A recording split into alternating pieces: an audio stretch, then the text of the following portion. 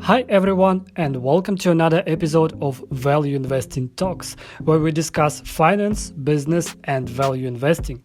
I'm your host, Eugene Alexiev, and I bring with me over 10 plus years of experience in running my own businesses. Some of them were sold, and some of them I run nowadays. Additionally, I am the founder of numbfin.com, a comprehensive stock research tool for public companies. At Numbfin, we cover over 60,000 companies listed on 70 plus stock exchanges worldwide. Our platform provides information in 25 languages, offering insights into finance, management, company ratios, and other essential facts. You can find the link to our website in the description. It is also important to note that all the information shared on this podcast is intended for educational and entertainment purposes only. We do not provide financial advice. So sit back, relax, and let's dive into the world of investing. Hello, guys. Welcome to another episode of our podcast. And today our guest is Ritik Katte. Hi everyone. Thank you so much, Eugene, for inviting me to the podcast on Value Investing Talks. It's an honor for me. Really looking forward to having a great conversation with you. Yeah, me too. Could you please tell our listeners a little bit more about yourself? How did you come up to this field and what actually do you do? Sure. I'm Ritik. I live in India. I'm a partner and fund manager at MCD Capital, which is a London-based hedge fund. So I have specialized into US equity derivatives, especially options. And it has been roughly 2 years that I am working here. And it has been a great journey so far. Before this, I have worked into investment banking, focusing on equity valuations. Oh, by the way, I have also passed CFA Level 2 exam, which has helped me broaden my understanding of global financial markets. So I specifically, I'm looking towards US equity market plus derivatives plus the global indices and the currency markets. So that has been quite a niche for me in terms of how I get here. So it's a very interesting story and it actually started way long back. So when I was a little kid, I was 11 years old. I remember I used to go to vegetable shop with my mom and I used to observe that sometimes the price of commodities like onions, it is higher, sometimes it's lower. So I remember it was around 10 rupees. And then few months later, when I again went back to the same shop with my mom, I observed the price of onion now tanked down to just 5 rupees. And I see my mom is piling up even more onions. Now she is buying more. I asked her, why is it happening? So my mom told me that it is something known as seasonality, that the prices of such commodity change. And I was completely astonished by hearing that. Like, how can the price change? I was completely new to it. So what I did was I used to get some pocket money in my childhood to go out, hang out with friends, and spend the pocket money. I gathered that pocket money for a couple of weeks. I went to the same shop when the price of onion again went to 5 rupees. I bought a couple of dozens of kgs of onions. So those were around 10 kgs I bought. And then when the price of onion again climbed back to 12 to 13 rupees, I sold them in the open market at a discount of rupees 1. So thereby I got to learn about how what trading is, what business is, and that too unknowingly. It was innocence of childness that I come across this. Later in my school, I shared this with my professors, and my professor actually taught me, okay, Ritik, look, it is a very big market. It is not only about onions. There are lot things. These are commodities. There are precious metals. There are companies as well, which are traded just like this. He told me there is company named Apple whose share price fluctuates. Sometimes it is at 100, sometimes it is at 150. And it was completely new field for me. So I started researching about it. I started gaining insights from the industry experts. I used to listen to the podcast just like yours and some interviews of famous investors just like Warren Buffett. It was something very appealing and mesmerizing for me. So with that aim, I started learning about the financial markets. For the same reason, I pursued BBA Finance and I was focusing keenly on getting into investment banking and hedge fund. And right now, as I told you earlier, I'm into a hedge fund. I'm managing a portfolio. Right now, I'm focusing more on the equity sides. Similarly, there is fixed income as well, which is quite appealing. But on the equity side, in terms of value investing, if you want to generate wealth for a longer time zone, let's say 15 to 20 years, I feel equities is a very great source to be in. So yeah, that was my journey about how I got into this field. Yeah, fantastic story because not all people start from the small age, I would say, thinking little by little, just going in the ordinary market or thinking, okay, I can purchase this for 5 rupees and then resell it on the open market for 11 or 12 rupees. Why did you focus only on the commodities? Because you told that, okay, there can be huge market, and of course there can be equities, public equities like Apple and other private companies or private businesses. Why actually commodities? Why do you attracted by them? So the thing is, I truly believe that if you are investing into something, you need to have some knowledge about it. So when I was a little kid, I had no exposure about the equities, but I did had some exposure about the commodities in the form of the knowledge I'm getting from my parents, my Yeah. surroundings, the environment. So I used to go to these markets and I used to observe how the commodities pricing go for onions, for wheat, for rice, for soybean, for rubber, this kind of commodities. Later on, I did include gold, silver, trading these commodities, but initially, I had not expertise, just a little bit understanding of this price sensitivity of this commodities.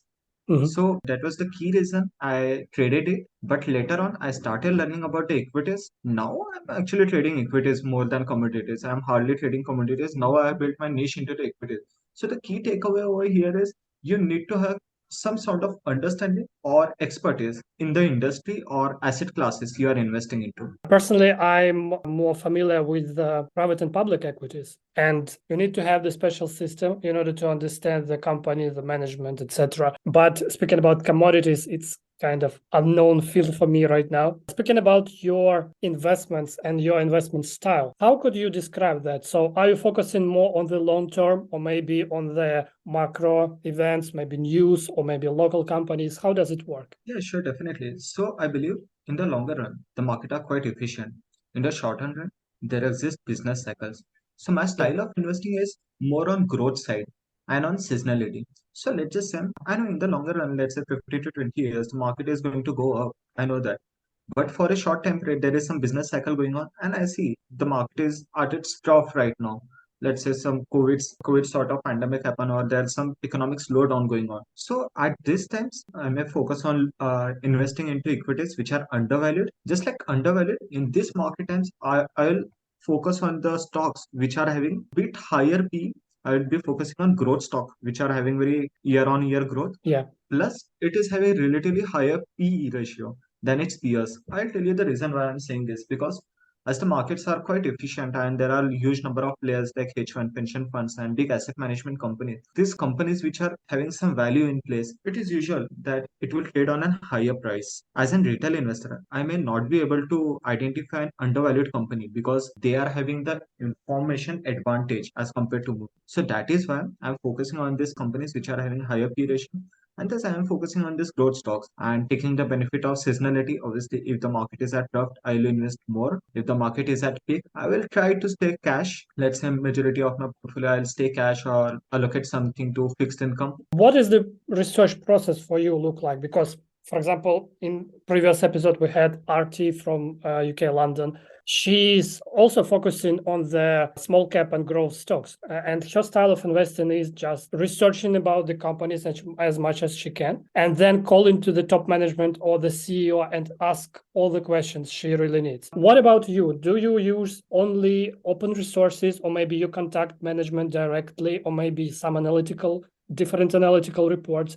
How does it work? Right now, I'm using the open sources as much as I can. Mhm. My key focus is to focus on the product and services the Okay. company is offering, what value it is creating in the longer run, how much optimal those particular products is. If you check out the example of Kodak, it used to build cameras way Yeah. long back in 90s. That market is extinct. So I want some product which is going to run for longer time horizon, be it be 20 to 30 years. If the product is not going to stay for that longer time, is the company in position? Is it adaptable and flexible enough that it will pivot in some point in between? That Mhm. it will adapt to some greater products, some greater services, maybe, and focus on that growth which they are achieving right now. I'll be looking at the management, how efficient they are, how is their background, what is their expertise area. Let's say the CEO is having very good expertise. He is having in academics into the energy background, and he is so that is quite in convergence. But if the CEO is from energy background and he's Yeah. running some retail business, I don't know, there might be some synergies, but there's more synergy to running the business which he personally has the expertise in. So for me, very important is the management. What are their long-term vision, their values, and one more key thing is I like to look at the valuations because it is said that If you are just buying a good company at normal valuation or at a bad valuation, it won't give you that returns. But if you are just buying an average company at a very good valuation, so it can give you more returns. So valuation is the key. To understand the valuation, you may look for DCF valuation or multiple analysis, comparable Mhm. these things. I like multiple and comparable approach as it gives you what is going on in the industry. It gives you the idea of business cycles as well. So valuations, analyzing the management plus the products and service offer, that is the key for me. And how do you deal with the industry or maybe the companies which don't have so much history? Because if you're focusing on the growth topic, obviously there is not so much information like with the Coca-Cola or Apple with 30 years of history. How do you deal with that? It has occurred to me a lot of times. So very recently, I invested in a couple of private companies which are actually startup over here in India. For these private companies, yeah, I agree. There is not a lot of information available, Yeah. but you can get sense of understanding about the product, services, and the industry it is into. So for Mhm. the industry, I can research on online, and for the management and company specific research, then I need to contact the management, the CEO of the company, CEO post, and I need to ask them certain sort of questions about their vision, their values, because it is very, very difficult to obtain information about some private companies' management, as Mhm. this information is not that readily available. Yeah, the key is to check out on other sources as well. Just like if you got the information about team, so you will search their names on different platform, LinkedIn, Facebook, Instagram. Mhm. So I remember the startup I invested into. I went through their management page and I searched all of them on Instagram as well, not only on LinkedIn. I wanted to know what they are doing in their personal life. Maybe it's way out of limit, but yeah, I do feel if they are having something in common or something like that, which can hint me towards something better. Because in the longer run for a company, the corporate governance is very, very necessary. So I like to focus on qualitative aspects a lot if the company is private and it is a very small scale business. It is also important to know as much as you can about the management. It's, I think, also okay to go on the Instagram on other social networks to understand what is the situation with the CEO, the management. Maybe there can be some information there as well. I have another question which is connected not only with the purchasing but also with the selling, because to purchase the company you need one set of skills, but there can be different situations when you need to sell. How do you deal with that, and what is your strategy about that? Do you consider this as the, like Manish Pabrai says, let it ride and just sit and wait, or you have the particular indicators which show that, okay,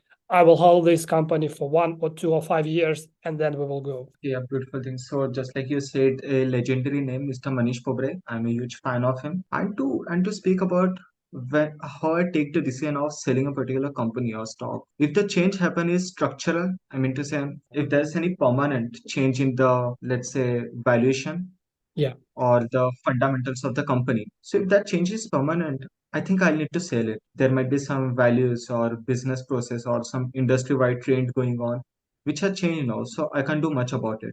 I just need to accept it. I need to close out those positions.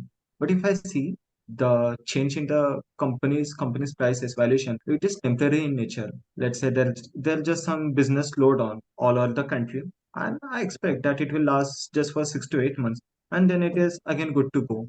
In that case, I will hold on to that company for a longer term. So it depends upon these two key things. If the change is structural in nature, it is permanent, then I can book the position, I can sell it, be it be in Mhm. profit or be it be in loss. Because if I don't have any valid reason to hold it for the future, then it has no point on holding on to it. Just a minute of your attention, guys. I really wanted to share a little more information about our project Numfin. It is a super easy tool for investors to analyze the company and get valuable insights about your current investments. We cover 30 years of financial data, and you do not need to spend a lot of time gathering the information about the company on tons of websites. Everything is available here on Numfin in one place. The information about the company, the competitors, the management, what are the financials, news, and much more. Don't waste your time.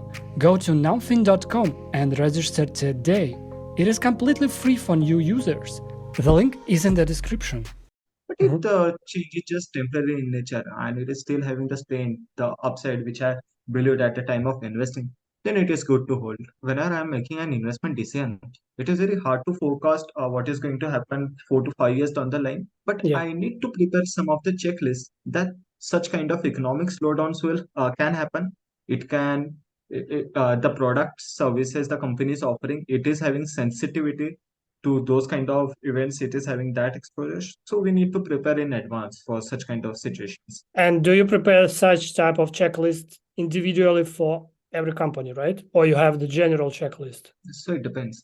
Sometimes it depends upon Okay. industry, but overall, it is in general checklist, I would say, because this economic slowdowns and Hmm. these are bound to happen in 4 to 5 years in any Yeah. form, be it war, pandemic, taper tantrum, financial crisis. These are bound to happen events. So Hmm. you can just consider it all other industries. And how often do you check the company based on this checklist? At time of investing into any of the company, so I do a very thorough analysis on it, Hmm. everything about its past, its current, and its future projections. What I like to check is its quarterly reports. I like to do this control analysis that the forecasted projections they had mentioned, are they meeting those projections. So it is very important thing for me to understand if the company is meeting those projections, are they beating it, or are they missing it. If Hmm. in case they are beating those projections, it is a very great sign for the stock. It is having even more potential. It is unleashing its true potential. But if in case the company is missing those projections, I need to understand Hmm. what is the reason. Why are they missing some projection? Is it the trend going on in overall industry? Is every company missing it? It is just our company which is missing it. I need to understand, is it going to be a continuing effect, or it is going to turn around? I would say quarterly, I like to revisit annual reports and the briefings about the company. If the stock goes down at some point of time, you can either sell it or add more into your portfolio. What is your portfolio strategy? Is it like 10 by 10, or maybe 20 stocks, 30 stocks, or maybe over concentrated even more? I like to stay concentrated in nature in the Hmm. portfolio. So the reason is, well, diversification is quite good, but if you are over diversifying it, you're actually compromising with your returns. And if you are focusing on very long term, 15 to 20 years, if you are getting lower returns than what was your requirement, then it is actually a added risk for you. The shortfall of return, it is also a form of risk that you'd not be meeting. I like to stay concentrated, so it's like 10 to 15 stocks. I don't have any fixed number that I won't go above 15 or won't go below 10. It depends upon company. If the company is good, the fundamental is good, industry is showing good strength, it is all the investment objectives and research is converging to one point, then yeah, then I can invest it. But again, as I said, I like to stay concentrated. Speaking about the particular bar, because you're obviously managing the portfolio and you have the maybe expectations from the investors as well. Are you aiming on the particular percentage per annum on your equities, or how do you analyze the company based on that? So there comes two things. The investors I'm having, so if they are having very long-term horizon, Hmm. they aren't affected by the short-term volatility. So in that case, I can aim for higher volatility companies with higher returns. So it isn't like there's some fixed return number I'm targeting, but it's like I'm having an hurdle rate. I don't want to go below, let's say, 10% year on year. So yeah, I agree. 1 year it may be down by 5%, but over a period of time, I am focused on the Hmm. CAGR returns. So that is the key for me. And yeah, as the focus is on the longer terms, I'm not Okay. at all affected with the short-term volatility. As I am taking the short-term volatility, I expect a premium on return for it. So that is the key over here. There are some people who like to invest into private equities as they are having this extra premium added to it for Hmm. the illiquidity and the nature that it is very longer term in horizon. What is your attitude to the particular companies which pay dividends? Because when you focus on the growth, obviously you need that all the money should be in the business. You see the company, okay, it has quite a lot of long-term debt, for example, and on the other hand, it pays dividend. Yeah, it's a very interesting question, actually, Eugene. So the thing is, I need to understand why the company is paying the dividend in the first place. Whenever the company pays dividends, it has been said that it is returning the capital to the shareholders because it don't have any sort of investments which would add to the NPV, the net present value. Yeah, there have been saying that company is paying out dividend in those cases. So I'm focused on very high growth. So that would be a negative sign for me actually, as the company is running lack of options to invest in. So that can be a concern. But at the same time, if the company is paying out the dividends, it is having a lower amount of cash balance. Now it can optimize that cash in the most efficient manner, I would say. Because let's just say a company has 100 million, they are having expenses projections around 120 million dollars. So now they'll focus on reducing the cost, they'll focus more on cutting the cost wherever possible. So now that company which is underfunded, it is moving towards optimal utilization Mhm. of resources. But whereas if the company is having 140 million and their expenses projections were just 120 million dollars only, so now they are having budget in hand, so they won't focus on cost reductions or those kind of things. There might be bit misoptimal utilization of resources. So it completely depends upon the valuation of the company, how it is taking. There are a lot of companies which Mhm. pay dividends on consistent basis, which is also giving some quite a good growth, I'd say. Even there are a couple of companies which don't pay dividends at all. Given the fact that it is achieving the growth, it is Mhm. committing.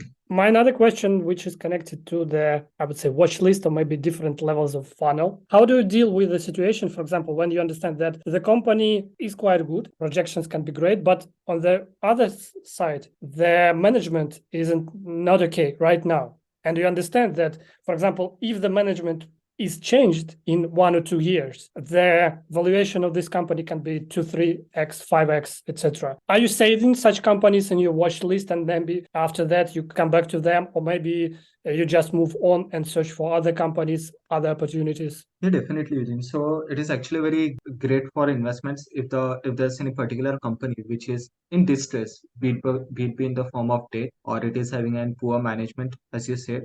So there is a classic example. So there was this company which was in very high level of debt. Is the company focusing on paying off its debt? What strategy it is having? Are they going to make good enough cash flows in the coming years so that they can pay off the debt? If my answer is yes, they are in the situation, in the ability to pay off that debt and lower their debt to equity ratio and to reach an optimal level.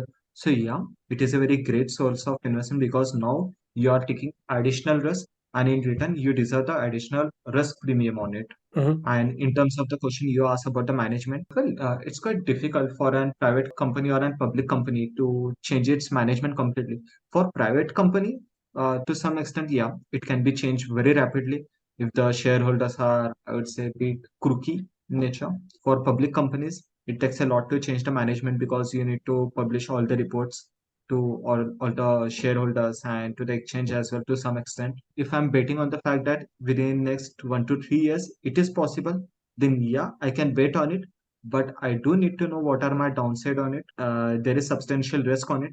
If the management is not changed, then I'm going to see a further downside. And at the same time, if I'm taking on this bet, I need the stock to be trading at a discount in terms of its valuation. If the stock is trading at its normal level with the poor management, then I think the market has already factored in it, the change of management. But if it is trading at discount, the market is still having some uncertainties about it. And yeah, I want to take such kind of estimated risk. My other question is about the mistakes and insights, I would say, which you had while managing your portfolio and maybe your investors' portfolio. What would be and what are the greatest insights you had when you do this? In terms of mistakes, coming on to it first, the biggest mistake one can make, which I personally did in the initial phase of my career into investing, is focusing on too much of news and noise, because you need to separate what is an relevant information and what is noise. Sometimes, let's just say there's this big company Meta. So Mhm. recently the news came up that it is having some sort of litigation worth some millions only. Now the market cap of Meta is in roughly around $200 billion, and it is having just a small litigation. So it won't affect that much to its valuation, but it is a kind of negative news which the market is going to react to some degree. If the market is selling off to it by a lot, it is actually a chance for you to buy it because you know the fundamentals of the company, you know the valuation of it. You know that litigation is not going to affect the company by very much extent. So there is an opportunity and cost at the same time. If you are going with the market and you are also selling it, if you are a very short term trader, you can make money. But if you are investing it, if you are taking the investment decision based on this information, then it's a pure noise. This was the mistake I used to make in the initial time of my career, that listening towards the this kind of news which was actually a noise. And the biggest insight I would say is relying on the systematic facts, the research you have done, the analysis you have carried out, the market data you are having, the historical result you are having, because it is having greater probability of succeeding rather than just looking at what is going on in the market. Because even in the recent time, in the last 6 months, you may have listened, the market is gonna go to, let's say, S&P 500 will again go to 3,000. There were some popular news anchors which were predicting big fall in the market. But what happened? Nothing. It was just SVB bank collapse, and from the next day, the market was climbing a percent, 2%, 3% every day. So I think we shouldn't focus on the noise, but rather we should completely believe on our analysis. If we have put a lot amount of due diligence into it, so we should stay focused on it only. When you understand that your analysis is enough, because, for example, you can obviously analyze the company for a long term. But when you understand that this is the time to pull the trigger and press this button to purchase the stock. Sometimes what happens is analyze even too much, analysis paralysis.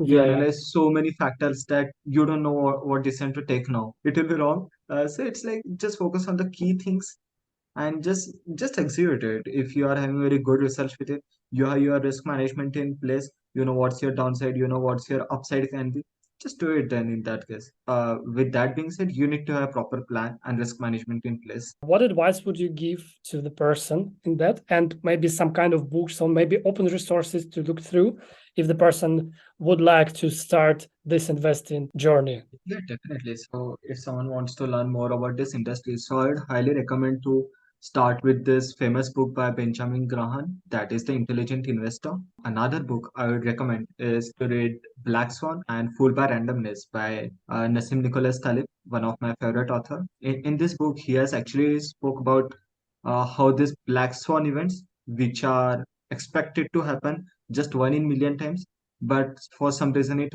occurs every 4 to 5 years, or let's say within every 8 to 10 years. So he has shown a very great perspective to it. And at the same time, to learn more about investing, I would urge the viewers to learn more about how the businesses works. Because if you understand the industry, the businesses quite well, you'll be having very higher probability to succeed in the industry. Because if there's someone coming from mechanical engineer background working in an automobile company, so he'll be having very great exposure to the ins and outs of the company. So he'll be in a better position to research it. Then I would recommend to learn about the valuation, be it be DCF or comparable.